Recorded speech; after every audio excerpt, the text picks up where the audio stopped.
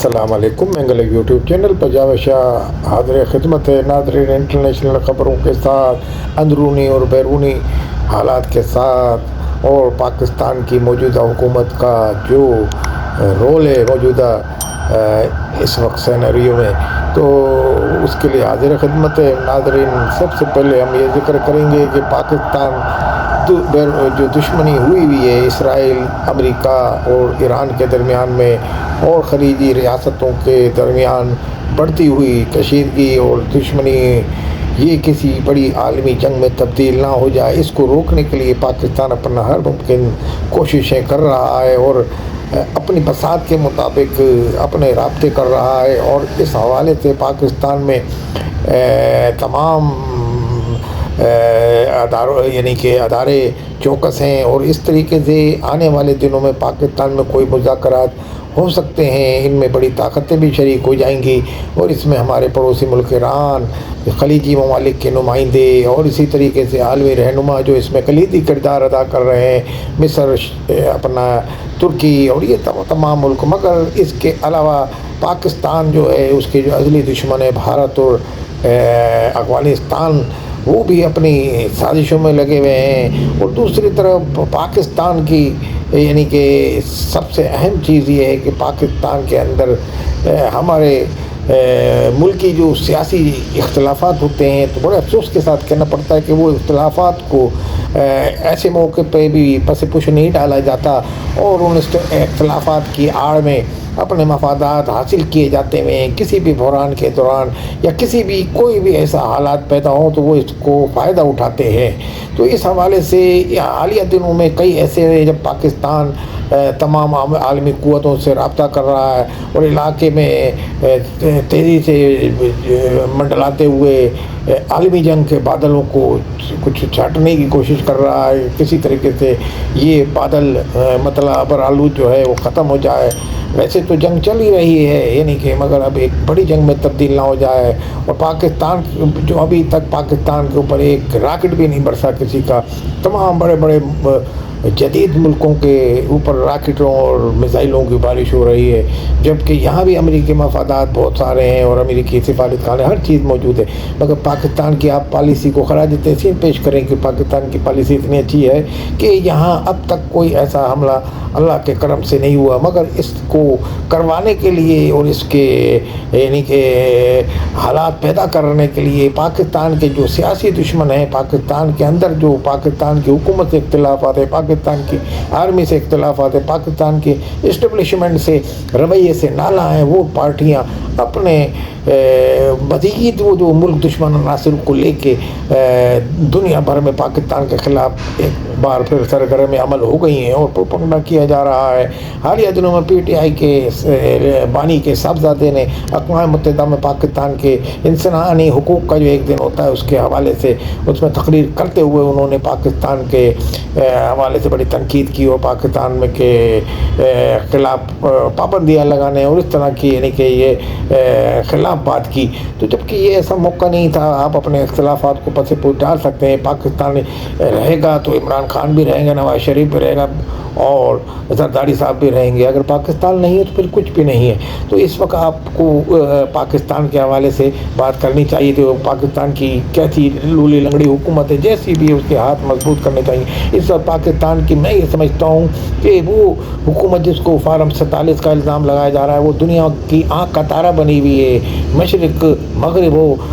تمام قوتیں پاکستان کو درمیان میں ڈال رہی ہیں کہ وہ پاکستان پہ ایران بھی اعتماد کرتا ہے، سعودی عرب بھی اعتماد کرتا ہے، امریکہ بھی اعتماد کرتا ہے، برطانیہ بھی اعتماد کرتا ہے، اور مصر بھی اعتماد کر رہا ہے. تو آپ یہ دیکھیے گلف کی ریاستیں بھی کہہ رہی ہیں کہ ہاں جی پاکستان اگر مشاورت کرے اور مذاکرات کروائے تو بہتر ہوگا. تو آپ یہ دیکھیے تمام لوگ ہم پہ اعتماد کر رہے ہیں، اور ایک جماعت کے کارندے اور دوسرے وہ جو ملک دشمن پارٹیاں جو باہر بیٹھی ہوئی ہیں، جن کے کارندے جو باہر اپنی جماعتیں قائم کر کے بیٹھے ہوئے، ان کے ساتھ مل کے پاکستان کے خلاف نشہ دوانیوں میں مصروف ہیں لوگ. تو یہ ایسا موقع نہیں ہے کہ اس طرح کی بات کی جاتی. مگر بہرحال 23 مارچ کی ایک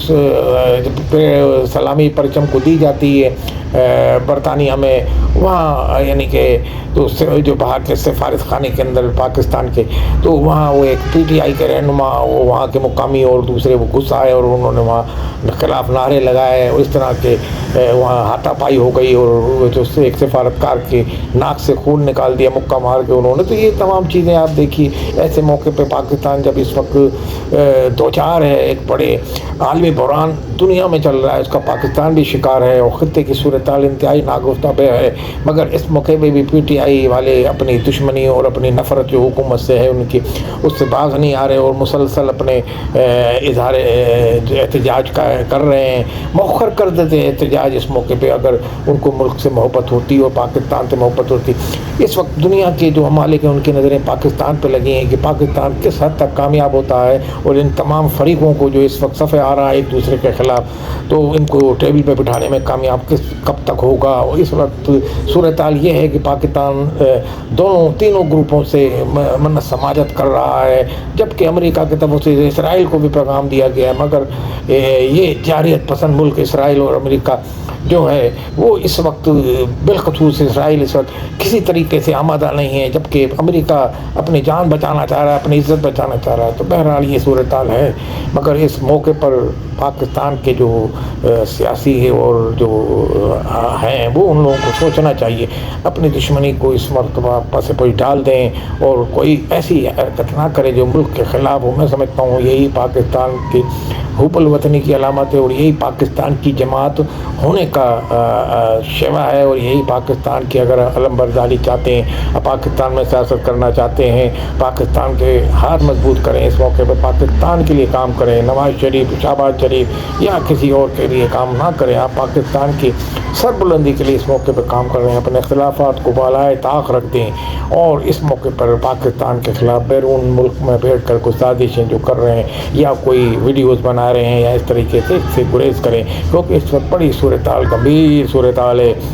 خطے کی. تو میں یہ سمجھتا ہوں کہ اس موقع پر تمام سیاسی پارٹیوں کو بالخصوص تحریک انصاف والوں کو بھی ہوش کے ناخن لینے چاہیے, کیونکہ اس وقت صورتحال اتنی خطرناک ہے کہ اگر